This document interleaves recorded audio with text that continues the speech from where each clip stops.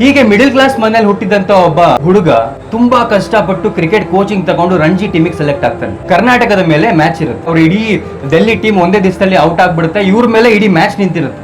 ಇವರು ಮ್ಯಾಚ್ ಆಡಿದ್ರೆ ದೆಹಲಿ ಟೀಮು ಹೇಗೋ ಒಂದು ಮ್ಯಾಚ್ ಡ್ರಾ ಮಾಡ್ಕೋಬಹುದು, ಗೆಲ್ಬಹುದು. ಬಟ್ ಇವ್ರು ಏನಾರ ಔಟ್ ಆಗ್ಬಿಟ್ರೆ ದೆಹಲಿ ಸೋಲ್ತು ಅಂತ. ಸೊ ಹುಡುಗನ ಬಂದು ರಾತ್ರಿ ಮಲಗ್ತಾನೆ.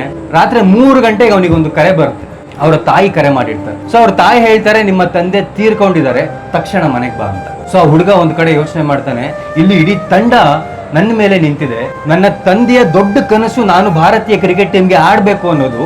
ನಮ್ಮ ತಂದೆ ಅಂತೂ ಇಲ್ಲ, ಬಟ್ ಅವರ ಕನಸನ್ನ ನನಸು ಮಾಡುವಂತಹ ಜವಾಬ್ದಾರಿ ನನ್ನ ಮೇಲಿದೆ ಅಂತ ಅವನು ಮಾರನೇ ದಿನ ಕ್ರಿಕೆಟ್ ಗ್ರೌಂಡಿಗೆ ಹೋಗ್ತಾನೆ. 90 ರನ್ ಸ್ಕೋರ್ ಮಾಡಿ ದೆಹಲಿ ತಂಡವನ್ನ ಸೋಲೋದ್ರಿಂದ ತಪ್ಪಿಸಿ ಮ್ಯಾಚ್ ನ ಡ್ರಾ ಮಾಡಿ ಮಾರನೇ ದಿನ ಹೋಗಿ ತಮ್ಮ ತಂದೆಯ ಅಂತ್ಯ ಸಂಸ್ಕಾರವನ್ನ ಮಾಡ್ತಾನೆ.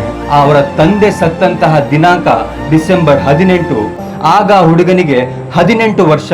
ಯಾವತ್ತು ಕೂಡ ನನ್ನ ತಂದೆ ನನ್ನ ಬೆನ್ನ ಹಿಂದೆನೆ ಇದ್ದಾರೆ ಅಂತ ತೋರ್ಸೋದಕ್ಕೆ ಅವನ ಜರ್ಸಿಯ ಹಿಂದೆ 18ನೇ ನಂಬರ್ನ ಹಾಕ್ಸ್ಕೊತಾನೆ. ಅವರು ಬೇರೆ ಯಾರು ಅಲ್ಲ, ನಮ್ಮ ಭಾರತೀಯ ಕ್ರಿಕೆಟ್ ತಂಡದ ದಂತಕತೆ ವಿರಾಟ್ ಕೊಹ್ಲಿ ಅವರು. ಸೊ ಇವತ್ತಿನ ಯುವಕರು ಬರೀ ವಿರಾಟ್ ಕೊಹ್ಲಿಯನ್ನ ಅವರ ಫ್ಯಾನ್ ಆಗೋದಲ್ಲ, ಅವರು ಹೇಗೆ ಅಷ್ಟು ಮಟ್ಟಕ್ಕೆ ಬೆಳೆದ್ರು, ಅವರು ಹೇಗೆ ಕಷ್ಟಗಳಿಂದ ನುಂಗಿ ಅವರ ತಂದೆಯ ಕನಸನ್ನ ನೆನಸು ಮಾಡಿದ್ರು, ಇವೆಲ್ಲವನ್ನು ಕೂಡ ತಿಳ್ಕೊಂಡು ಅವ್ರ ದಾರಿಲಿ ನಡಿಬೇಕೆ ಹೊರತು ಬರೀ ಅವರ ಜರ್ಸಿ ಹಾಕೊಂಡು ಸುತ್ತಾಡೋದಲ್ಲ.